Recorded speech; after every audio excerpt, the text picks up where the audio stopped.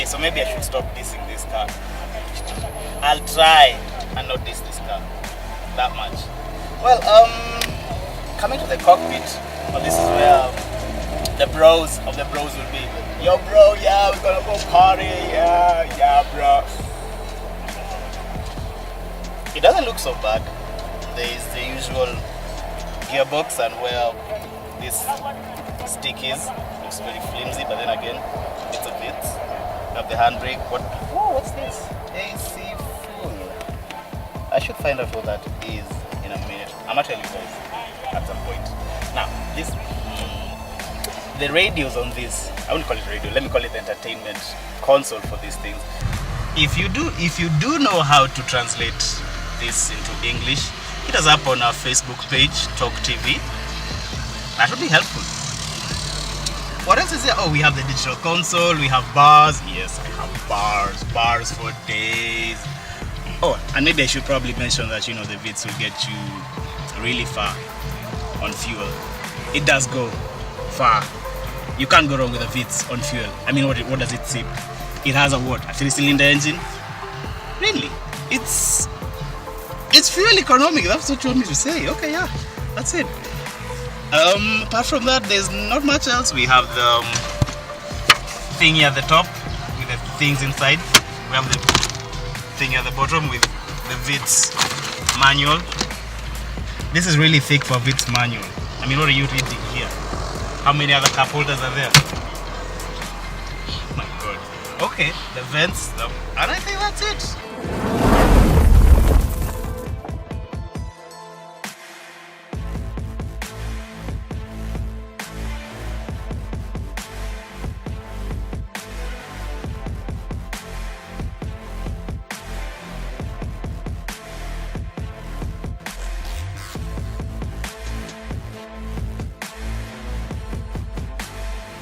It's your boy Senji and the Alpha Geek.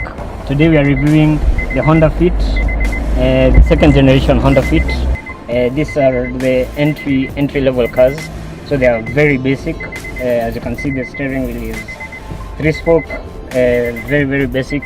You have your essentials: the horn, the airbag, the dials, the stock indicator stock, the aircon. Very basic. Very rugged, as you can see. The AC, which is very easy to use unless you really want to feel.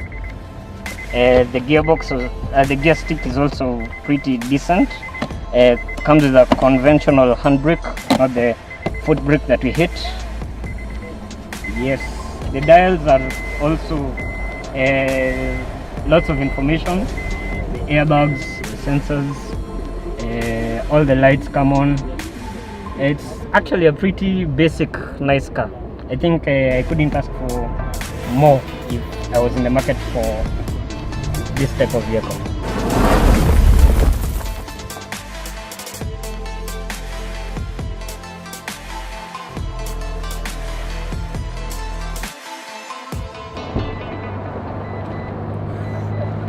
So, the cockpit of the car.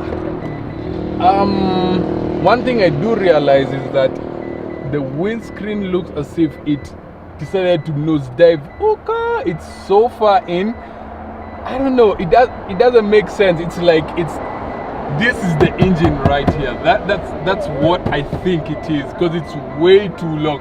Look, half of my hand already stretched out to reach the end of the glass. But apart from that, I think the design was really good. Not too many junctions or anything. Same styling as the outside. A few arches here and here. A lot of bows. A few arrows inside. The steering is also quite smooth. You get a lot of feedback from the tires, but not a lot of vibration. What also I like about the car is that you can get a very clear view of the speedometer and other gauges, but I wish it had a tachometer. That way it could have been way easier to get. But the racier version of this car can come with a tachometer and it's way faster than this one. Another thing that surprised me with this car is the gear. The gear normally sits over here, but right now this car has the gear lever over here, which kinda reminds me of driving a town. So I don't know, it just gives me a feeling like I'm driving a truck. Another thing that makes me feel like I'm driving a truck is the fact that I have a bench over here, man. Just look. I know this for a fact. If you actually take this car to Meru, not only will you be able to sit you and your passenger, you can be able to sit 2 more other extra people right in the middle.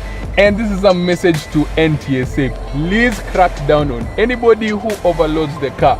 But definitely the Mitsubishi guys had Meru people in their minds when they thought of putting a bench over here. But with that said, this particular equipment right here makes it easier for you to rest your hand as you drive for long distance. Another thing is of course the normal mirrors and the lighting is not that bad. I think they're pretty much very basic things that you should have. And then another thing, I'll let you in on a tip. If your car only has a mirror on the driver's side and on the co-driver's side it doesn't have a mirror, you are technically driving a lady's car. So if you're a man, I am sorry, but you know what, I didn't write up that fact. I did not just pull that fact out of somewhere. It's a proven statistical matter, I think. So what else? The same, the air vents came out from a Ford. I don't know, it just looks simple. Not too many places where you can, you know, hide your stuff. Not too many pockets, but you can have your cup holders, which will also get in the way of people who will try to fit a third and fourth person in here. But nonetheless, cup holders as well. It has a cigarette lighter, although it doesn't actually look like a cigarette lighter, but it should have a cigarette lighter. And if it doesn't, too bad, you know, if you're a smoker, that is. Apart from that, it doesn't have compartments. That's another thing about this car. It doesn't have small places where you can hide stuff. Like the door you only have one for your bottle right over here where my leg is, which can be a bit cumbersome to reach. Also, the space here at the door, the pocket, it's not wide enough to fit my documents. So I would say that Mitsubishi fails in providing places where you can safely tuck away the small valuables you have. This car has central locking, but never where you want it. I mean, you have to manually lock all the cars, or you just come to the key and press lock or unlock to actually make all the locks come on or off. What were Mitsubishi guys thinking? Ugh.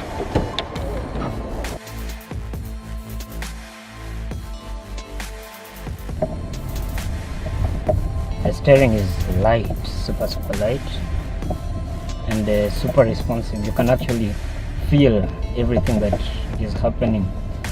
If you happen to step on a stone, you can know exactly which wheel stepped on the stone.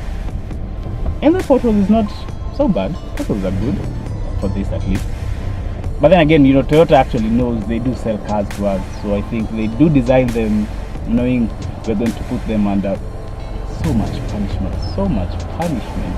The steering is smooth, it's light, unlike the Vitz Jakes, it's really smooth. I like it. The pedal also, the travel doesn't have a lot of play. I think that I can actually be confident going at high speeds with this car than the Vitz. Yeah. 45 XLVB. Ghetto.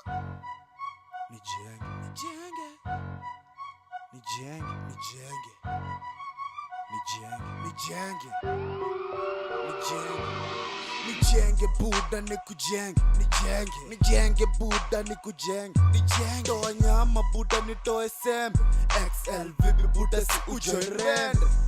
Nijenge buda nikujenge, nijenge buda nikujenge, toa shamba buda nitoe jembe, XLVB buda si ujorende. join rende favor for a favor music for some cheddar to do busy nitatujenga watoa riz